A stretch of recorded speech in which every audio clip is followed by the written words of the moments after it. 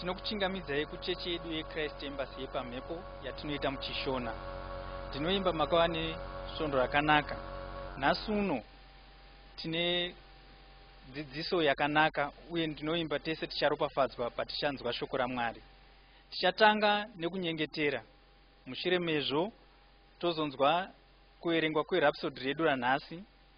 Mushure mezvo tichaimba nekurumbidza Mwari pamwe chete. Ndinokurudzira kuti patinenge tichiimba nekurumbidza Mwari tibatane pamwe chete.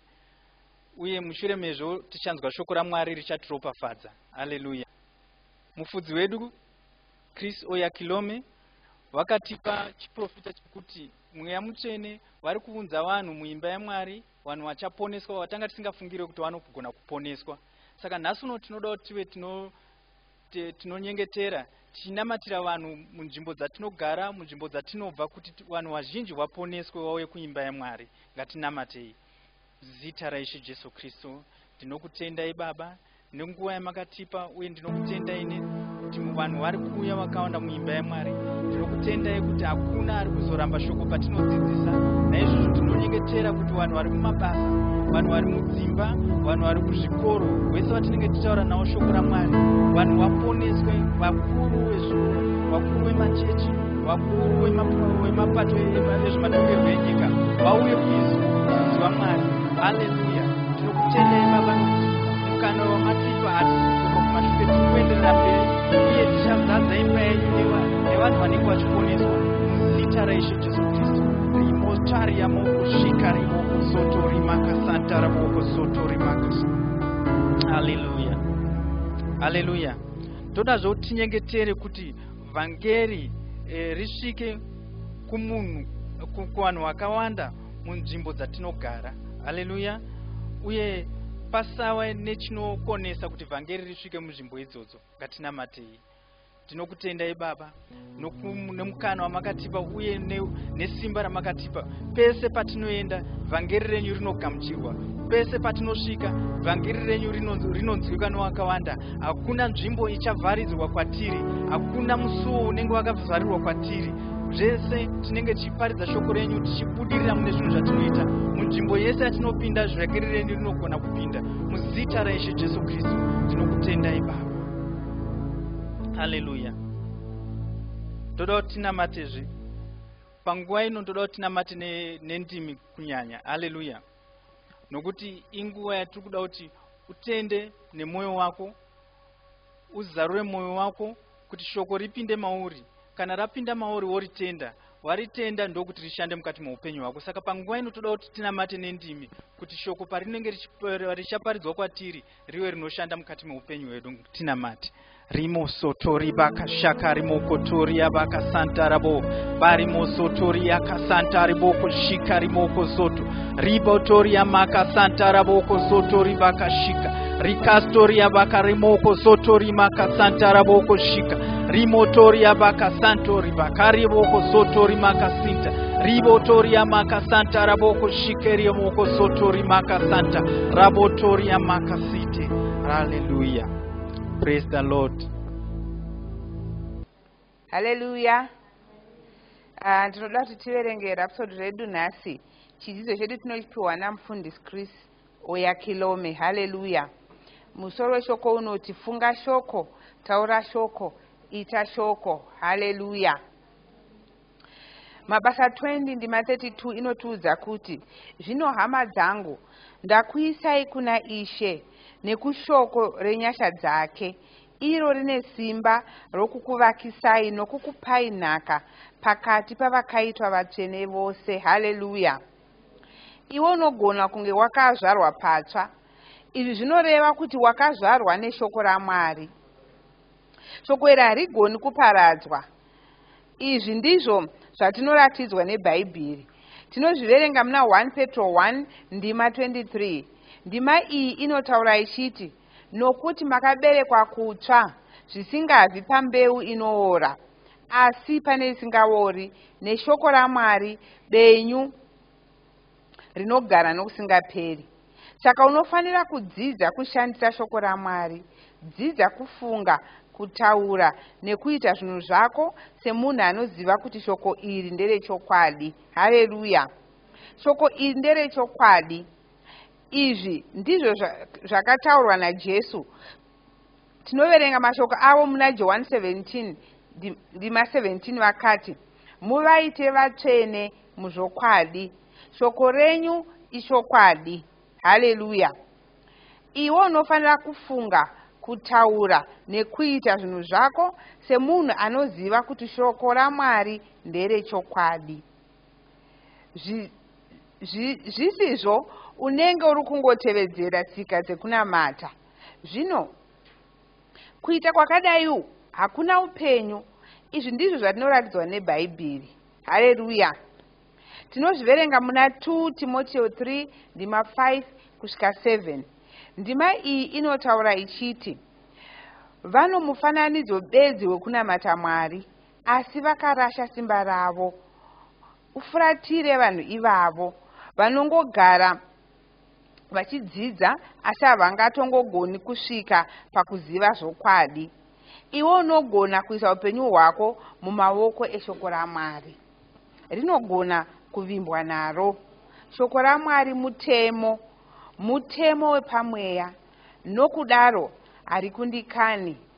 Izvi ndizvo zvakataurwa naJesu. Tinoverenga mashoko aya muna Marko 13 ndima 31 vakati, denga nenyika zvichapfuura, asi mashoko angu haangatongopfuuri. Makore mazhinji apfuura, ndakasarudza kutenda shoko raMwari. Ndakasarudzawo kuwedzera kuritaura. Ndakasarudza kurishandisa muupenyu hwangu. Hapana munhu angatenda shoko raMwari akasashanduka. Ndicho chikonzero ndakasarudza kuita izvi. Ndakasarudza kuti shoko raMwari ndiro randichakoshesa muupenyu hwangu. Ndakasarudza kurishandisa pakurarama kwangu. Nokudaro upenyu hwangu hwakashanduka. Hwakatanga kufamba negwara rimwe chete. Hwakatanga kufambira mberi. Hwakatanga kusimukira. Ndakava neupenyu hwekugara ndichikunda nguva dzose. Ndakava neupenyu huzere nekubwinya. Izvi zvose zvakaitika nokuda kwekushanda kweshoko raMwari. 1 Timothy 4 ndima 15 inotaura ichiti, fungisisa zvinhu izvi, zvidzeye mumwoyo mako, isa pfungwa dzako dzose pazviri, unozopfuma, unozobudirira.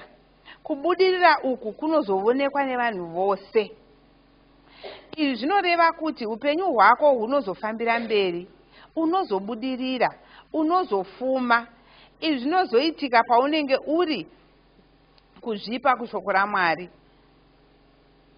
Upenyu hwako uhu hunozoonekwa nevanhu vose. Haleluya!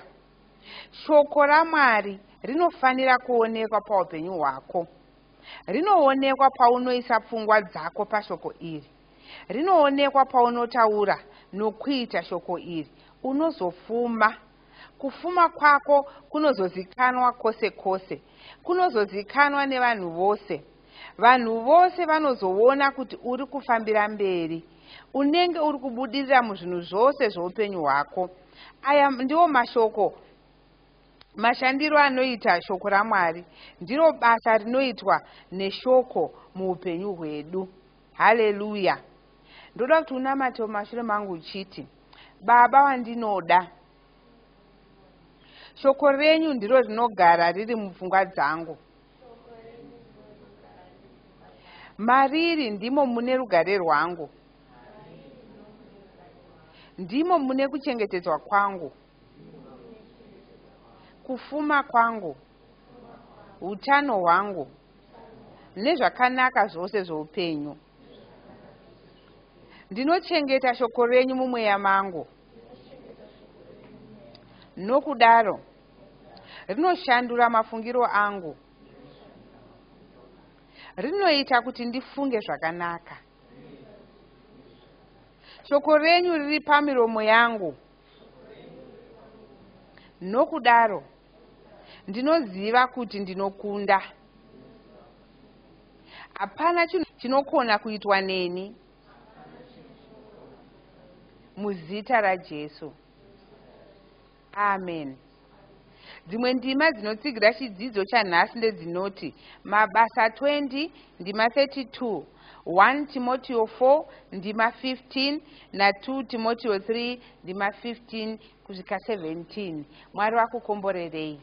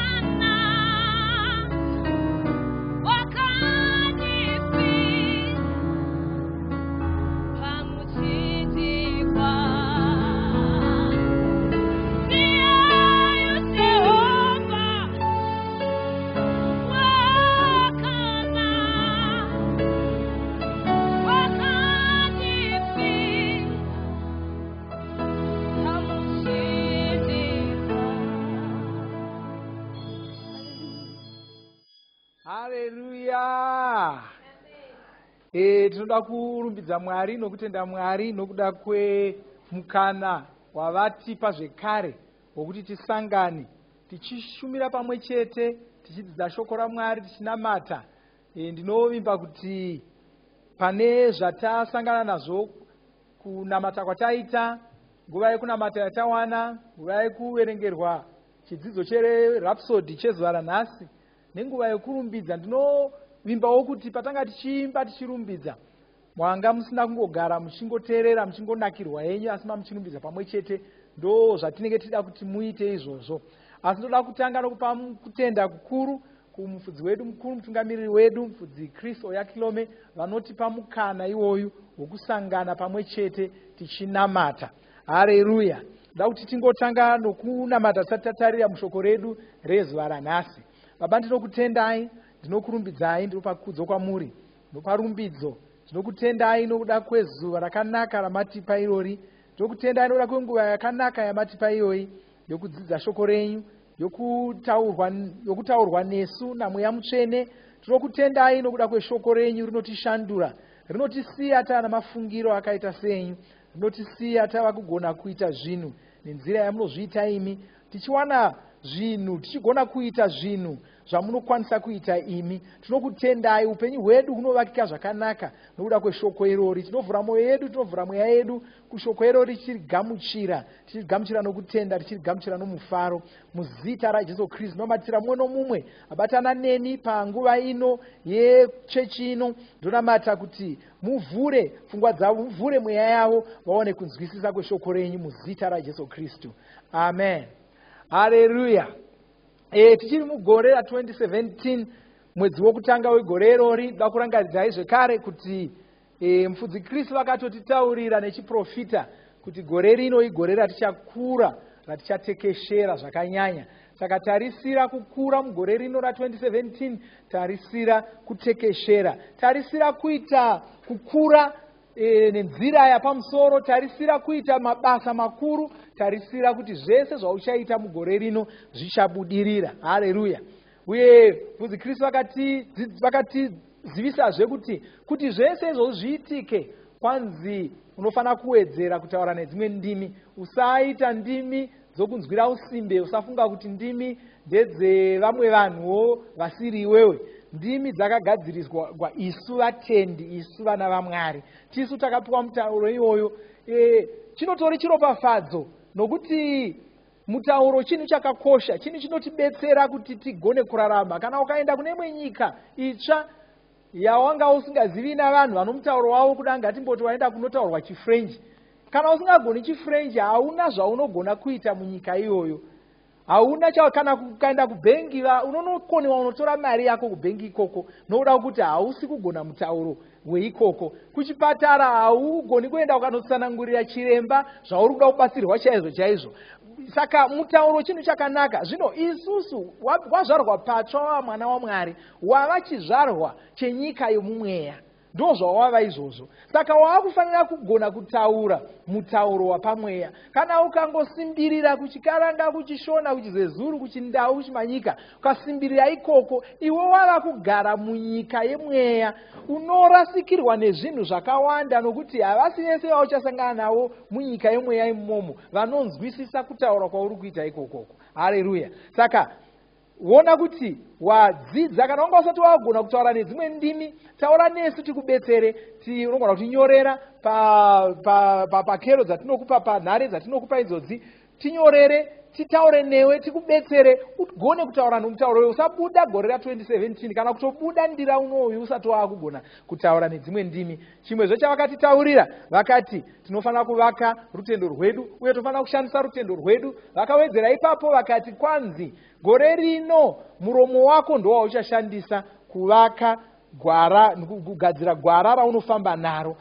Gadzira utano hwako hwakanaka kushandisa mashoko omuromo wako. Haleluya.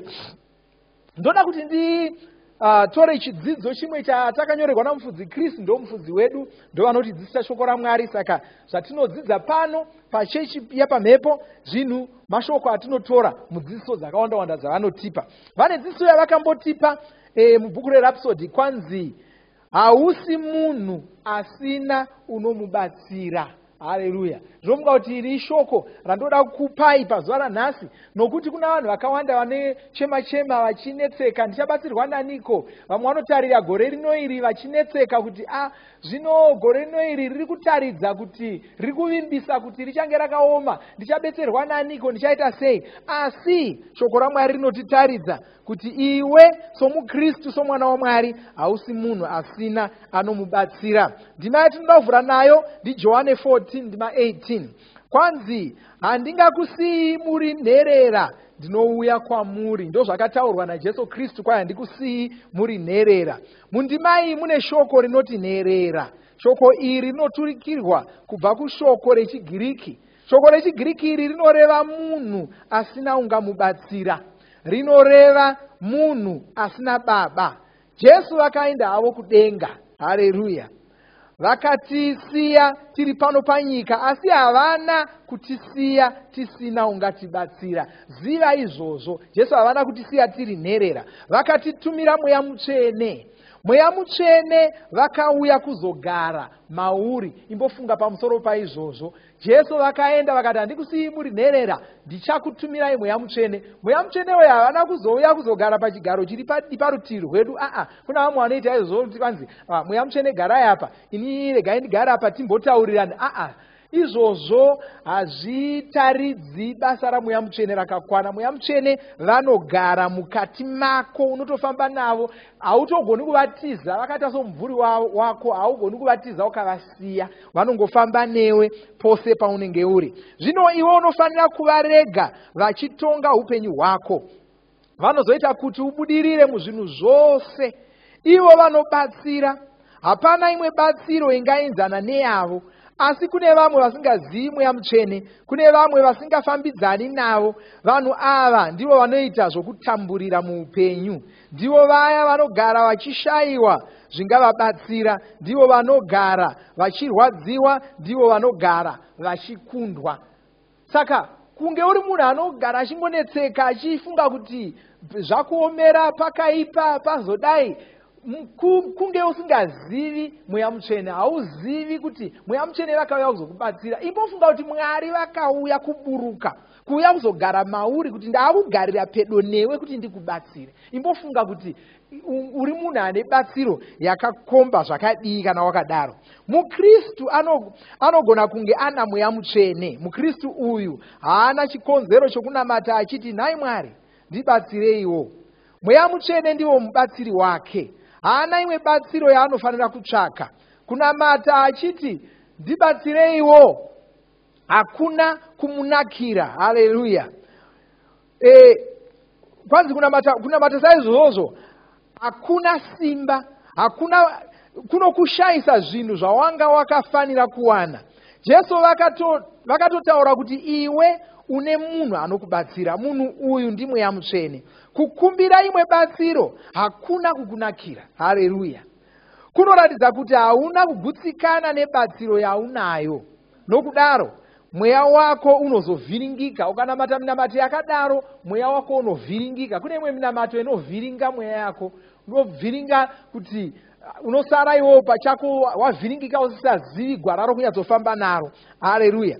Saka unovhiringika, unenge wataridza kuti hauzivi zvaunazvo. Nokudaro Satani anozokuona semunhu asingazivi zvaari, saka anozotsvaka kukurwisa. Iwe usambotaura uchiti Ishe ndibatsireiwo. Taura uchiti Mweya Mutsvene vanogara mukati mangu. Mweya Mutsvene ava ndivo vanondiwanisa zvisingagoni kuwanikwa nevanhu venyika ino. Nokudaro ndinogara ndichibatsirwa naIshe. Namata saizvo, namata saDhavhidhi muna Mapsalm 23 wakataura akati Jehovha ndiye mufudzi wangu. Haana kuti Jehovha denomaitawo mufudzi wangu. Haana kudaro. Wakati Jehovha ndiye mufudzi wangu. Haleluya. Akatogara ataura nechekare zvaakanga ari kutarisira nokuwana kubva kuna Jehovha. Ndo munamato womunhu anotenda, womunhu akazara shoko raMwari. Ndosaka tikudzidzisai shoko raMwari saizvozvo. Mweya Mutsvene vane basa ravanoita. Vanoita basa iri muupenyu hwako. Ndivo vanokutungamirira, ndivo vanokusimbisa, ndivo vanokudzidzisa zvinhu zveumambo hwaMwari, asi ivo unofanira kuvarega vachiita basa iri. Varege vachishanda muupenyu hwako. Ndivo unofanira kuvhura mwoyo wako kwavari. Ndivo unofanira kurarama uri mushoko ravo.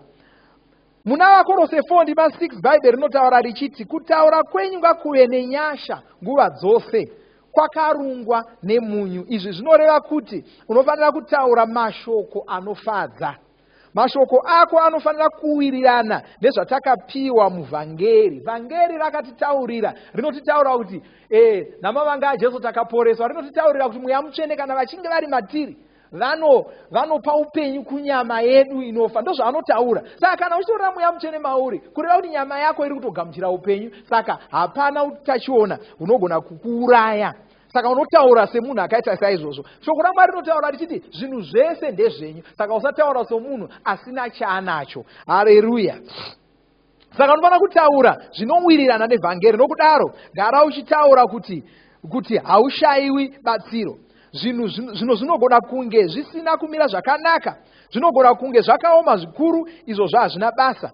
Muna Mweya Mutsvene ndimo mawakavanda.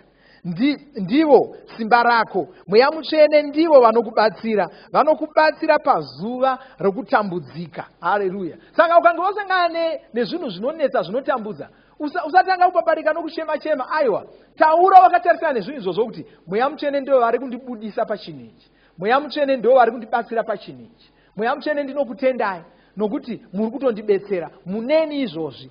Ndasangana nechinhu chakaoma, ndasangana nokushayikwa kwemari, ndasangana neurwere, nyama yangu iri kurwadza, asi ndinoziva kuti muneni, saka ndimi makutondibetsera. Ndinogamuchira batsiro yenyu, ndinofara nebatsiro yenyu, ndinoziva kuti chinhu ichi hachindinyudzi, hachindiparadzi, ndiri kubuda machiri. Ndokutaura kwomutendi, ndokutaura kwomunhu anoziva shoko raMwari. Haleluya.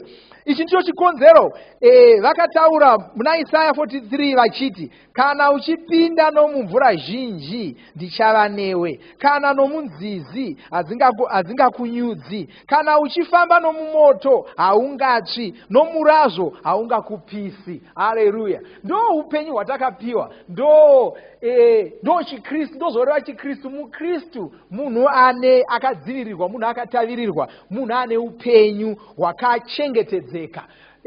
Ndomimba kuti waropafadzwa nekuda kweshoko ero ndakunamatira iko zvino. Asi ndanamata newe kudaro, ndoda kunamata newe kana usati wakapa upenyu hwako muna Jesu Kristu. Ndoda kuti ugamuchire Jesu Kristu ugogona kurarama upenyu huri kutsanangurwa muchidzidzo chatava nacho nhasi. Tevedzera mumashure mangu, iti Mwari vari kudenga, ndinokutendai nokunditumira Jesu kuti vazondifira pamuchinjikwa. Ndinouya kwamuri ndichikoka Jesu ava kuti vapinde mumwoyo mangu, vapinde muupenyu hwangu.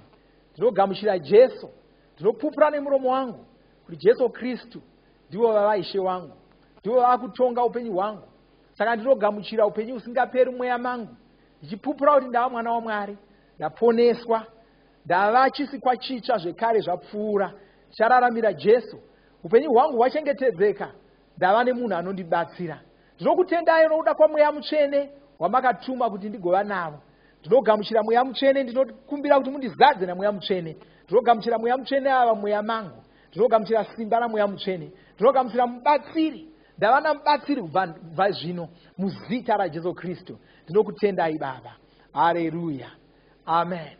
Ndoda kukorokotedza kana wanamata munamato uyu uchirevesa, ndoda kukorokotedza wagamuchira Jesu Kristu, wagamuchira Mweya Mutsvene. Saka ndoda kuti utinyorere, utaure nesu uchitizivisa, uye urambe uchibatana nesu pachechi ino yedu yapamhepo uchidzidza shoko raMwari. Mwari vakuropafadze. Ndoda kunamatira iko zvino kunyengeterera tisati tavhara munamato wedu. Baba, nezita raJesu Kristu ndonyengeterera mumwe nomumwe wabatana nesu pachechi yedu yanhasi, pamunamato wezuva ranhasi. Ndinoziva kuti maita chimwe chinhu chinogara nokusingaperi mukati muupenyu hwavo. Nezita raJesu Kristu, Satani ndinokudzingira kure kubva paupenyu hwavo. Ndinokurayira nezita raJesu kuti ubvise ruoko rwako kubva pamusoro pevese vapinda neni muchechi ino nhasi. Ndinotaura kuti chiropafadzo chaMwari chinogara pamusoro poupenyu hwavo, pamusoro pedzimba dzavo nemhuri dzavo. Vakaropafadzwa nezita raJesu Kristu. Ndinodzingira kure zvirwere kubva munyama yavo. Ndinotaura kuti vanorarama muutano hwakanaka, muutano hwavaMwari. Vanobudirira mune zvo zvavanoita uye mugore rino ravachakura nokutekeshera vachasangana namaropafadzo aMwari avasati vakamboona nezita raJesu. Ndinokutendai ndokurumbidzai muzita raJesu. Amen. Ndinoti uropafadzwe uende svondo rakanaka. Tosangana zvakare musvondo rinouya tichinamata pamwe chete muchechi ino. Haleluya. Amen.